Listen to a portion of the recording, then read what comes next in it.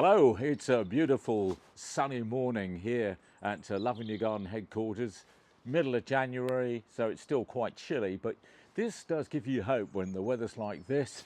You think spring is not far away, and we're going to have some gorgeous spring colour popping up in the garden in the next couple of weeks.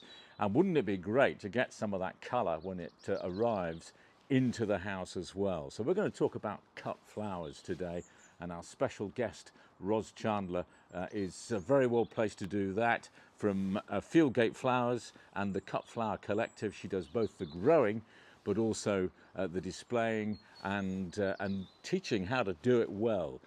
Her courses usually take about 8 months. We've got about 15 minutes, so let's get cracking. Roz, where do we start? But actually, you start with what you're doing it for, and how much do you want to grow, and how much space do you have, and what's your garden like, or have you got raised beds? But ultimately, what are you doing it for? And I think people do set off with one intent, like we're going to grow a few flowers on an allotment so that we can make a few bouquets, or we're going to have some raised beds and we're just going to do this as a hobby. And then it can turn into a little bit of side hustle because maybe we want to pay for our seeds by then, or maybe not. Maybe we'll go full scale flower farming because I really, really enjoy it, and everything in between. So people are growing cut flowers for lots of different reasons. But yeah, I think you've got to decide what you're doing it for in the beginning to work out what you're going to grow. I mean, when you're actually gardening, you are growing cut flowers, aren't you? I mean, my garden, I Yes. don't, nothing's gone in there specifically for cut flowers, but we very often go down. There's so many plants that do actually make fabulous Good cut flowers. cut flowers. I think it's working out which ones are good cut flowers and which ones are not. And not every flower is a good cut flower, because quite often people will say to me, I cut loads in my garden, I brought it all indoors and they all died. And that's because they are not specifically grown or not specifically able to cope to be a cut flower. Yeah, one thing I can never cope with is tulips. You know, no matter what, they always end up down the side of the No, bucket they after don't. 5 minutes. No, they don't. We grow 30,000 here. Whoa, crikey. So in 15 different varieties every year. So the bulbs are already in, we're ready for the spring to come. We already know who we're selling them to, so we've got our market. But there is an art to it. There's an art to pulling them out with a bulb to make really long stems. So we treat them as annuals. We don't treat them, they don't come back the next year. We treat them as annuals. And also there's a way of not putting them straight into water, because if you do, they'll carry on growing, because the tulip carries on growing in water. So we wrap them in basically newspaper to keep them straight. And yeah, and if they start to bend, there's lots of things you can do. So yeah, it's not, I know what you mean, but there are ways around it. The market seems to be pretty huge actually for this, but more importantly, it seems to be growing. Is that your Yeah. perception? 100%. As I've been in it 15 years, in the beginning it was all about educating people why they need to grow flowers, or why buy British cut flowers and all of that. That education has already happened, or is happening. And there's definitely more demand. There are loads more flower farmers in the market now. I mean, I've just seen it in the last 3 years, since COVID probably, where everybody has taken a different approach and thought, actually, I could do this. There's loads more, loads and loads more. So the market is definitely growing. Why is that, do you think? Why have we got this big growth? I think there's two reasons. The first reason is that the importation of Dutch flowers, which actually aren't Dutch, they're Kenyan and Colombian and Ethiopian. So they've travelled, 4,500 miles to get, before they even hit a supermarket and before we even buy them. So they're already probably picked weeks before. The second thing is they've been heavily treated, and people are very concerned about that. They've been heavily, and frozen in some respects, in order to get to the supermarket shelves. And I think people are a lot more, they care about what they eat a lot more. So where does this come from? And I want to know where it comes from. And that has translated a little bit, although not completely, into flowers yet. Because unfortunately, flowers in a supermarket aren't labelled. So nobody knows where they came from. So unless you know that you can't get roses in January in the United Kingdom, then you wouldn't know that you weren't buying British roses. What brought you into this industry, Roz? A complete mistake. Um, and having come from a background with no horticulture knowledge, never having grown anything in my life at all, like, lots of people's parents were gardeners, and that never happened to me. And we bought a property on the outskirts of Milton Keynes, which was very derelict. My husband was in construction, and and it took 15 years to get it to where it needs to be, but it had land with it. But we always knew that if you've got land, you've got to use it. So what do we use it for? Oh, I don't know. So we got some pigs and some goats and some chickens, and then thought, oh, I don't know. And then I saw a half-day course on having cut flowers. I didn't even know what cut flower was. Thought, yeah, I can do that. I'll go and learn about that. And came back and thought, yeah, I can do that. And hence I did. I only literally had 3 raised beds of 3 meters by 1 meter, and that's how it started. I've still got them today, actually. They're like my trophy 3 meters by 1 meter. And that was the start. I just honestly just threw in some direct sow seeds. I didn't even get them to seedling and tunnel or undercover or anything. I had some direct seeds, threw them in, and they grew. And I thought, oh, I think I can do this. And that's where it started. So it was an absolute mistake. I love growing from seed. You know, I Yes. can get a lot of vegetables as plants and things. No, I love growing from seed. I know Yes. what I'm getting. And is that's We what grow everything from seed. Yeah. Yeah. Everything with the exception of some shrubs, maybe. You know, if we want them, like for instance, I want quite a lot of Pittosporum this year. You know, they'll take 2 or 3 years till I Yes. can cut from them. So forget that. So, you know, I might buy a very large shrub, you know, so I can, and eucalyptus will generally buy as a liner plant. But apart from that, all our annuals and perennials and so on will grow from seed. Yeah. Yeah, so have you sown your delphiniums yet? Yes. Because we always used to say we sow very early. They flower by the end of the year, and then you can select which ones you want to keep. And We tend to go around with ribbons at the end of the year and tie up the stuff we quite like, and then we either divide them or take seeds from them and start again. yeah, One of the things about using seed, though, is that I think so many gardeners now, or people who like to put things in gardens, have gotten used, spoiled, if you like. They've gotten used to buying stuff that's already growing in pots in their garden centre. And they're a little bit, I think a lot of people are a little bit intimidated by seeds, you know, and having to start Yeah. from scratch. Should they be, and how easy is it? No, I Very mean, we're short. teaching people who've not even touched a seed in their life, right up to people who've done it for a few years, you know, in a lot of our courses. No, we teach them all that, but growing from a seed is actually really fairly simple. And you just go slowly. Don't try and do everything all at once. You know, start with 10 really good cut flower annuals, for instance.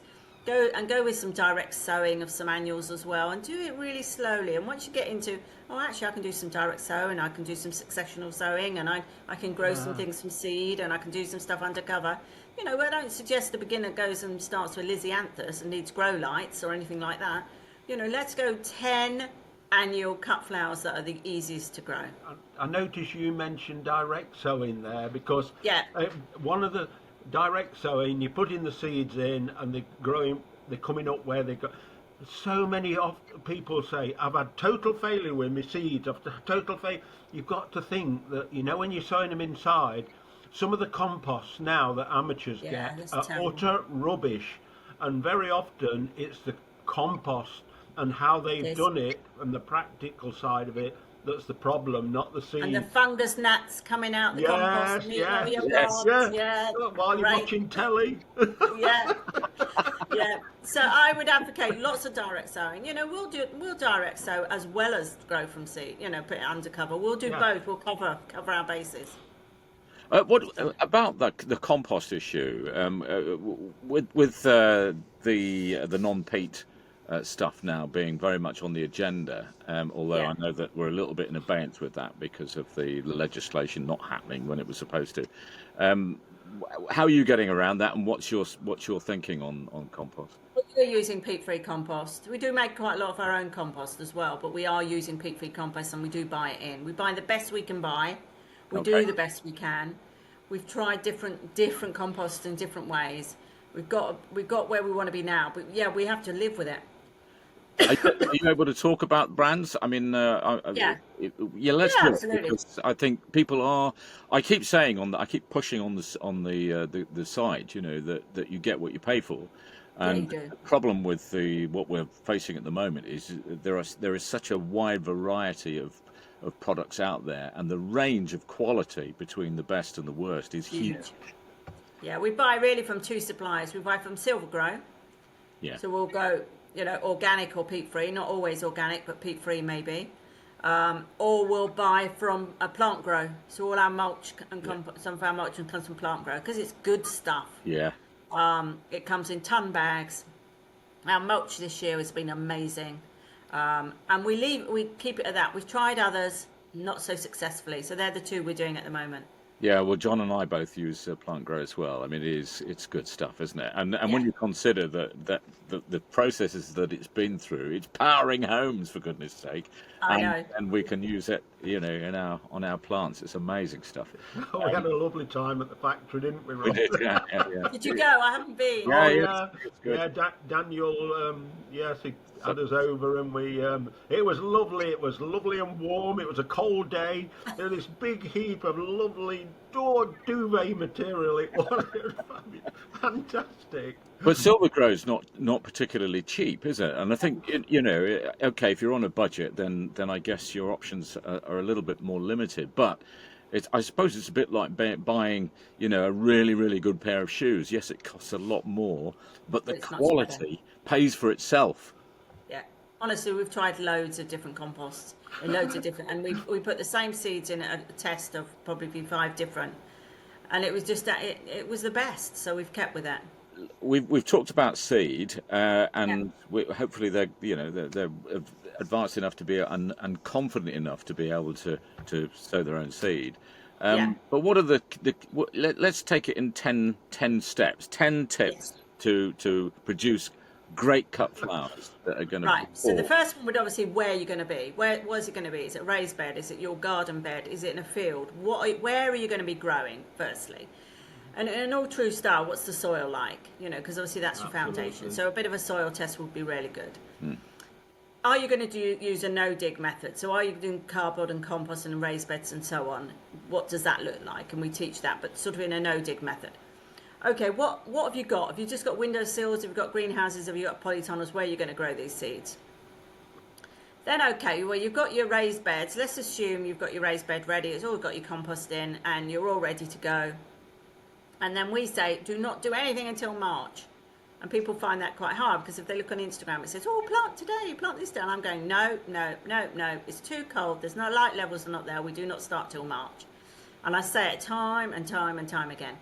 But we don't start till March. And then I say, right, okay, let's look at what we're going to grow. So we go through the annuals. So we go, these are the 10 best annuals you can grow. This is the foliage you can grow. These are perennials. These are your biennials. And you get your recipe for the land that you've got. Obviously, I always say to people, it doesn't matter if you're growing in a container or whether you're growing on a field, what you learn is exactly the same. You've still got soil, you've still got pests, you've still got watering, you've still got feeding. All of that. So you start with the soil and the plot. You then go into what am I going to grow? Then you've got to learn all about, by the time we get to the 14th of February, we're talking about slugs mating, and they'll all be doing their stuff under the soil by the 14th of February. So we know what we're going to do about that. So we talk about nematodes and sluggo and all of that.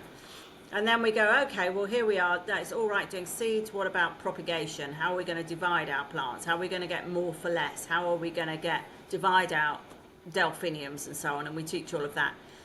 And then, so you've done pests, you've done weeds, you've done where you're going to grow and soil analysis. You've also looked at what grows in better areas. Is it shade? Is it clay? Is it sun? Where is this cut flower patch going to be? Then you learn all about successional planting. And how are you going to do that? Because obviously you want flowers to go much longer. And then you learn all about then we're into bulbs. So what you're doing about your bulbs and putting your bulbs in and how you're going to do that and how do you plant them and so on. And are you treating them as annuals? Are you treating them as a perennial? So it's the whole gambit. So, if I was a beginner and I was learning, I would just do it in raised beds and I'd do some direct sow and I'd have a play. And I would probably grow very little on my windowsill or in my cold frame or in a small greenhouse if I had one. But I would give it a go, but I wouldn't do anything until March. One of mine is that you grow things that you like, particularly if Yes. you're not trying to sell them. Yes. It's this year on my allotment. I've included flowers. I've included dahlias this year from seed.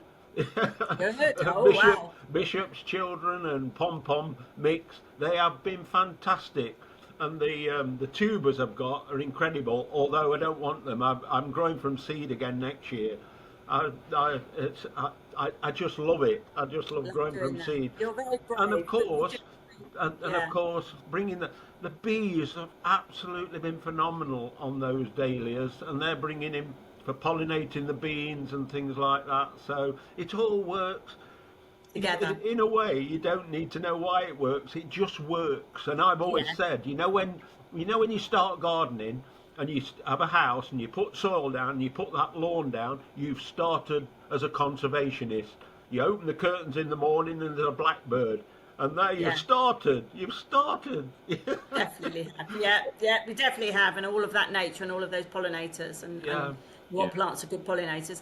And then once they start growing, of course, people want to know how to cut them because there is an art to cutting and conditioning. So the way you would cut and condition a delphinium would be different to a hydrangea, would be different to a tulip, and would be very different to a peony.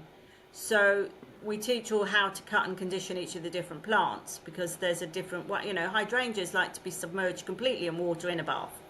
Delphiniums like to be plugged, turned upside down, full of water, and be plugged because they're long and that water's got to get all the way up to the flower. So a rose needs to be seared in boiling hot water, the bottom of it, for 10, 20 seconds, and then put it in cold water. So Oh, there is a whole cutting and conditioning routine to cut flowers, which means you'll get a better vase life. And then some have got a better vase life than others, and that might affect what you want to grow. So there's a whole cutting conditioning, and then teaching the floristry. Well, now you've got them, what are you going to do with them? So lots of people want to put them in a bouquet to give to friends. Some people want to put them in arrangements. Some people want to sell them at the end of their drive in bud vases or whatever that happens to be. And it's how do they do that? So it's literally, but none of it is hard. Honestly, if I could do it from absolutely no horticulture, and I seriously mean that, I mean none. And I didn't know one Latin name from another, and I still don't know that many. It's more about giving it a go and accepting that failure is okay. yes. And That's how we learn, those isn't it? mice, Yeah. those mice are going to eat those ranunculus, whether you like it or not. And those slugs are going to get those dahlias, whether you like it or not. And we're not in control of that. We can't control nature. We'd love to, but we can't. It's like the first time I So, grew. It's the first time I grew a carrot. We're talking veg, and it was a different thing. yeah, But first time I grew carrots from seed, and I put them all in a row and let them grow, and then wondered why when I pulled them up they were these tiny little tiny. things because I hadn't bothered to separate them. So it's through failure that we learn, isn't it? How to do it properly next 100%. And time. in one of my Facebook groups this morning, someone was saying, "Oh, look at all these ranunculus. I didn't fleece them. They've all gone because it's so cold, and they all feel really sad. I feel such a failure or something like that." And I said, "Listen, I fail every year at something. I've been doing it for 15 years, and I could give you tens of thousands of ways that we haven't done something we should have done." I've got to admit that I've failed with my parsnips. I've grown them for years and years. This last year they failed. I just could not get them to germinate. Or they germinated, got slightly dry, that's the end of it. Yeah, So normally I'm putting things over them. They mustn't dry out because they can very often take a month to germinate, and in a month the temperatures can go from one extreme to another. certainly more so now. Yeah, usually I've done really well, but this year I had to buy a parsnip for Christmas. Yeah, see, we're not. Yeah, it's not. There is failure, and I think that's one thing that growing cut flowers teaches anyone, is that failure is okay. Yeah. Failure is okay. It's perfectly normal. It's very current at the moment. Can I ask you about climate, Yes, without getting ideological about it? I mean, are you noticing a difference? 100%, 100%. Probably more in the last 5 years, but definitely. And I talk to a lot of people on climate actually, and they say that in 2050 we're going to have the climate of Barcelona. So we are definitely having wetter winters. We are definitely having wetter springs. We are definitely having milder winters. I mean, we can't really say that today because it's freezing. Oh, But the days of having feet of snow and the days of going out every day and de-icing your car has gone. Has gone, really. And the problem with that is that we're not killing anything off in the winter. So why do we get more slugs? Why have we got more problems? Why have we got more mice? Why are we dealing with more vermin? Well, because the climate is definitely increasing. We will definitely notice more flooding, and we will get hotter summers. So we will have to grow drought-resistant plants. So we will need to adapt what we're growing to climate, for sure. One of the things I've spoken to Rod about is the appalling maintenance of our land now. You know, years ago, muck went on the land, that helped to soak up. Yes. We had ditches around every field, they've all gone, and the drainage system isn't there. But totally No. agree. Yes, And it's brush. absolutely changing, because it's changed through my life incredibly. So we have to adapt to that. Yeah. I'm a member of Flowers from the Farm, which is a national organisation of growers. And their conference this year, which is at the end of January, is all about sustainability. All about what we're going to do about climate change. How are we going to protect flower farmers in 50 years' time? You know, what is the future? If you want to bring young people in now to do flower farming, where are they going to be in 20 years' time? And are we still going to what we're going to be growing? And it won't be what we're growing today. Wow.